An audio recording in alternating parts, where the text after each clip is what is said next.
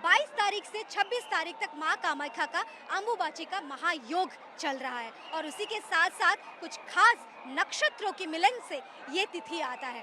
कहा जाता है इस वक्त मां अपनी रजस्वला अवस्था से गुजरती है और उसी के साथ साथ पूरी देश भर से विदेशों से लोग यहाँ पे आते हैं। साधु संत तांत्रिक अघोरी यहाँ पे आके अपनी तंत्र साधना करते हैं, अपनी जो मनोकामना को लेके यहाँ पे आते हैं। कहा जाता है कि इस वक्त पे अगर आप अपनी मनोकामना दिल से करें या फिर तप करें, जप करें, आपकी सारी मनोकामनाएं पूरी होती है। आप देख पा रहे हो फूलों से मंदिर को सजाया गया है, लोगों की भीड़ यहाँ पे आप देख पा रहे हो, भक्तों के आगमन है। और इसी के साथ साथ हम आपको ये भी बता दें कि सिर्फ देशों से नहीं विदेशों से भी बहुत सारे लोग यहाँ पे आए हैं, क्योंकि ये एक ऐसा पावन तिथि है जिसमें अगर आप अपनी जप से तप से माँ को प्रसन्न करते हो तो आपकी सारी मनोकामनाएं पूरी होती है।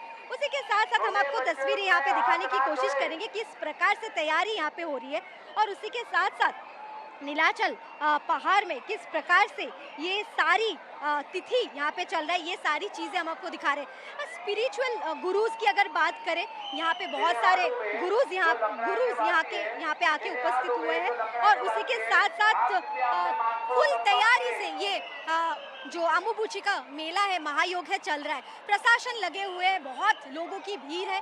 किस प्रकार से रास्ते को कंट्रोल किया जाए, मेडिसिन फैसिलिटी की अगर बात करें, पानी की व्यवस्था करें, सारी यहाँ पे लगा हुआ है। देखिए कुछ ही दिन के बाद कामाख्या को एक कॉरिडोर बनाया जाएगा, कामाख्या स्पेशल कॉरिडोर बनाया जाएगा। उसी के साथ साथ हम आपको तस्वीरें दिखा रहे हैं कि किस प्रकार से ये सारी चीज़ें यहाँ पे हो रहा है और ये एक अलौकिक समय है जिसमें खास नक्षत्रों और संयोग की तिथि होता है। माँ कामाख्या रजस्वला धर्म से, मासिक धर्म से गुजर रही होती है और उस समय को ही अम्बुबाची का महायोग कहा जाता है और एक धार्मिक सम्मेलन है और ये भी कहा जाता है पूरे भारत में सबसे ज़्यादा अगर कुछ लोगों की आगमन होता है, भक्तों की आगमन होता है, तो ये यही एक जगह है जहाँ पे सारे भक्तों का आगमन होता है।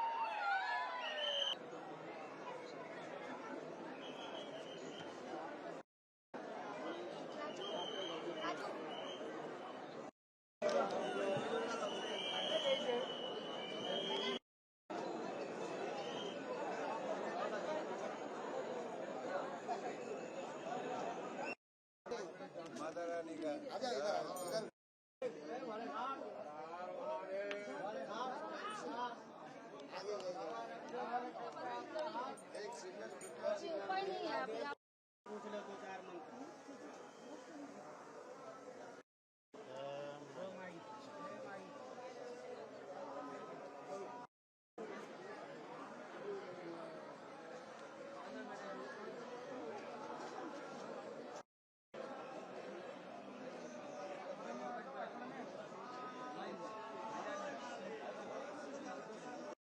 बाबा आप कहाँ से हैं? आपका नाम अगर थोड़ा बता पाए।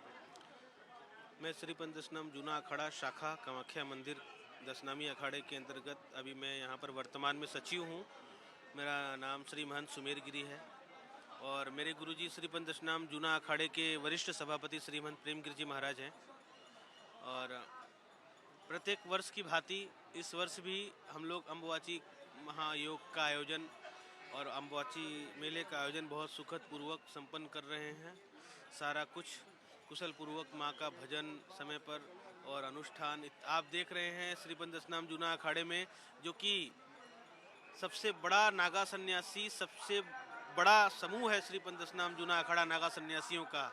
12 लाख नागा सन्यासी श्री पंचदशनाम जूना अखाड़े में है पूरे भारतवर्ष से और यहाँ पर अभी विभिन्न प्रांतों से, हरियाणा क्या, पंजाब क्या, राजस्थान क्या, गुजरात क्या, बंगाल क्या, हर एक जगहों से संत महात्माओं का इस बार ज्यादा आए हैं क्या?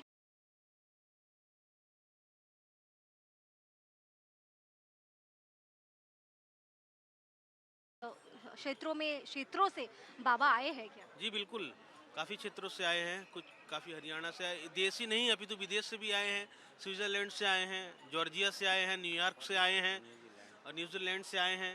हर एक विदेश से भी ऐसे महात्मा लोग सब आए हुए हैं। थोड़ा थोड़ा अम्बुबुची का जो महायोग है इसके बारे में थोड़ा विस्तार से अगर बता पाए कि क्या क्या होता है इस तिथि में।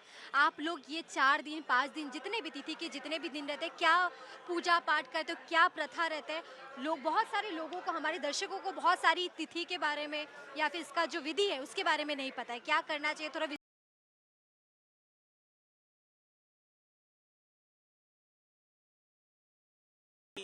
माँ भगवती राज राजेश्वरी यहाँ स्वयं विराजमान है। कामाख्या वरदे देवी नील पर्वत वासिनी तम देवी जगत माते योनि मुद्रे नमोस्तुते। स्वयं 51 शक्तिपीठों में सबसे प्रमुख और सबसे मेन शक्तिपीठ मानी जाती है माँ कामाख्या। तो यहाँ स्वयं माँ योनि रूप में विराजमान है। और साथ ही साथ तंत्रों की भी सबसे बड़ी पीठ है माँ का कामाख्या। तो यहाँ पर हर प्रकार के साधक आते हैं। हंस, परमहंस, बोधक, कुटीचर, सन्यासी, महामंडलेश्वर और अघोरी, तांत्रिक, सब तरीके से जो साधना करते हैं। बाबा आपने अघोरी का नाम लिया है, साधु संत और अघोरी के अंदर क्या अंतर होता है ये थोड़ा जानने की कोशिश करें। अघोरी जो होते हैं उनका मार्ग अलग होता है और सन्यासी जो होते हैं उनका मार्ग अलग होता है। वो शैव साधना करते हैं और अघोरी जो है शमशान में भी साधना करते हैं।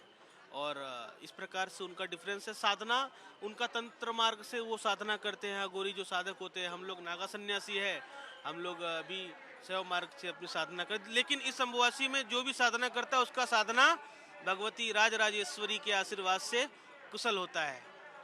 बाबा आपसे और एक सवाल करना चाहेंगे, जैसे कि आपने कहा है कि आप कामाख्या से ही हो। कामाख्या में अभी कुछ ही दिनों के बाद कामाख्या का कॉरिडोर बनने वाला है, तो आपको लगता है कि आप लोगों के लिए बहुत ज़्यादा सुविधाजनक होगा?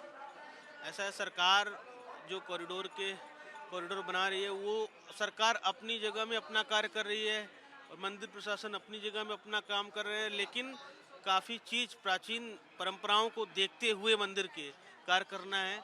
उसमें सरकार को भी काम करना है, मंदिर को भी काम करना है ना। तो कॉरिडोर अपनी जगह में बना रहे हैं, हम सब संत महात्मा अपनी जगह में भजन पूजा पाठ कर रहे हैं। ये बाबा इन बाबा से भी थोड़ा बातचीत करने की कोशिश करेंगे। बाबा आप कहाँ से आए हो और आपके बारे में थोड़ा अगर बताएंगे हमारे दर्शकों के लिए। जय श्री महाकाल, जय माँ कामाख्या।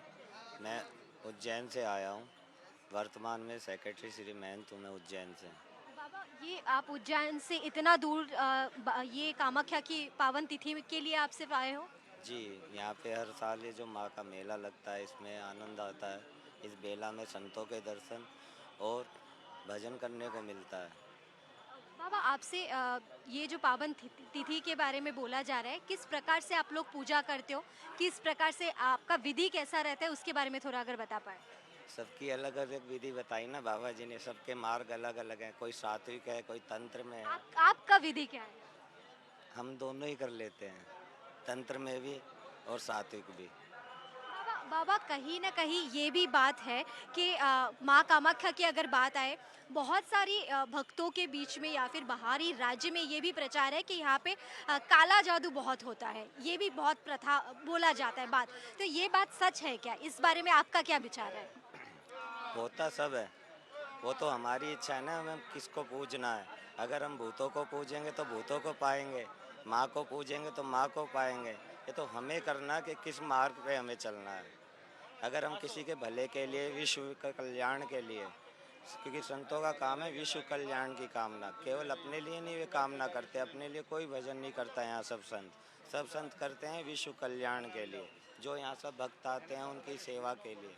जैसे यहाँ पर जूना अखाड़े की तरफ से सभी को रोज़ भोजन की व्यवस्था होती है, सोने की व्यवस्था होती है, इस प्रकार से।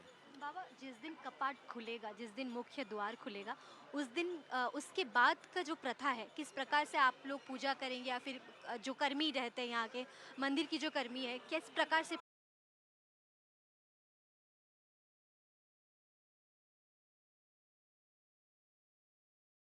कामाख्या का पूजा किस तरीके से किया जाएगा और किस प्रकार से उसके बाद की विधि क्या रहती है, अगर थोड़ा बता पाए। हाँ, मंदिर खोलने के बाद पहले तो पवित्रीकरण किया जाता है, मंदिर को धोया जाता है, साफ सुथरा किया जाता है, फिर षोडशी पकड़ पूजा किया जाता है। इसके बाद प्रधान पुरोहित वगैरह पूजा करके माँ को देवी का आह्वान करके फिर साधु संतों को दर्शन करने का मौका दिया जाता है। फिर राज्य का जो राजपथ पे जो है उनको दर्शन करने का मौका दिया जाता है। फिर जनता जनार्दन दर्शन करते रहते हैं। अब इनके शेड्यूल अपने अपने बनाने की बात है, वो बनाएगा। बात यह है कि ये 10 नाम नागा सन्यासी लोग हैं। नागाओं से बड़े कोई नहीं है। नागा सबसे ऊपर है। सन्यास जो सन्यासी, बैरागी, उदासी और नाथ है, चारों में कौन श्रेष्ठ है? सन्यासी। और सन्यासियों में श्रेष्ठ कौन है? नागा। ये कौन बनाया? जगत गुरु आदि शंकराचार्य ने। आपने महाराज जी से कुछ प्रश्न पूछा था कि अघोरी और नागा और बाकी साधु संतों में, अघोरी जो भ्रष्ट हो जाता है ना, साधुओं में जो भ्रष्ट होता है वो अघोरी होता है। अघोर एकमात्र भोलेनाथ थे।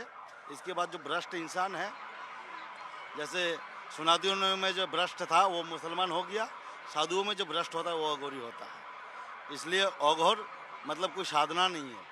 जिसके जो घर में नहीं रहता है, जो शमशान में रहता है, जो मुर्दा का मांस खाता है, वही अघोरी है। अब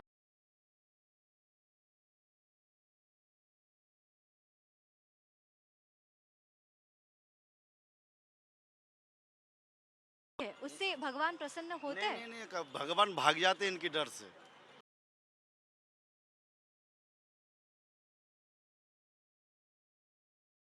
यही प्रमाण हुआ। जहाँ अघोरी गया, महाकाल से भी भाग गया महाकाल। बाद में फिर बड़े पूजा अभिषेक करके लाया गया। फिर महाकाल खुद ही इस नियम को अपना लिया। बोले रोज ब्राह्मण मरेंगे और रोज ब्राह्मणों का जो विभूति से जो मरा हुआ चिता भस्मी से वो तिलक करेंगे। आप बताइए, महाकाल को ही मानना पड़ा। तो ऐसे ही इंसान को मारने की विधि विधान है वो अघोरियों में। अगर नहीं मरेगा तो जिंदा ही मार देता है। बाबा, आपने जैसे बोला आप लोग नागा साधु के अघारे से हैं, तो नागा की अगर बात करें तो असम की जो स्थानीय राज्य है, साथ की पड़ोस के राज्य है, नागालैंड की बात समझ में आता है। तो ये नागा साधु का मतलब उत्पत्ति कहाँ से हुआ था? ये नागा साधुओं का जगत गुरु आदि शंकराचार्य ने निर्माण किया है। जब अंग्रेजों से मुगलों से लड़ने के लिए हमारे सनातन धर्म का प्रचार विस्तार करने के लिए दिग्विजय यात्रा जब निकाले थे, शंकराचार्य जी ने शास्त्र का अध्ययन करते हुए लोगों को जो धर्म विमुख हो रहा था उन लोगों को समझा करके फिर धर्म स्थापन करके जा रहे थे। फिर बाद में हमला करके इनको फिर विनष्ट कर देते थे। इसलिए नागा सन्यासियों का निर्माण किया कि धर्म रक्षति धर्म। नागा सेना चाहिए, सेना का निर्माण किया। जो नाग जैसा है ना, फंस करता है और मार ढांच करता है, ऐसे ही मारेगा। तो वो नागा सन्यासियों का परंपरा वहाँ से चला। और ये निग्र जाति है जो यहाँ के जो निवासी है, आदिवासी परंपरा है। आदिकाल से नागालैंड के जो है वो नागा है, वो नागा जाति है। और ये नागा सन्यासी कट्टरपंथी शिव साधक है। इसलिए ये साधक है और वो जाति परंपरा में है, श्रेणी में है, भारतीय नागरिकता में है। ऐसा। बहुत बहुत शुक्रिया आपका।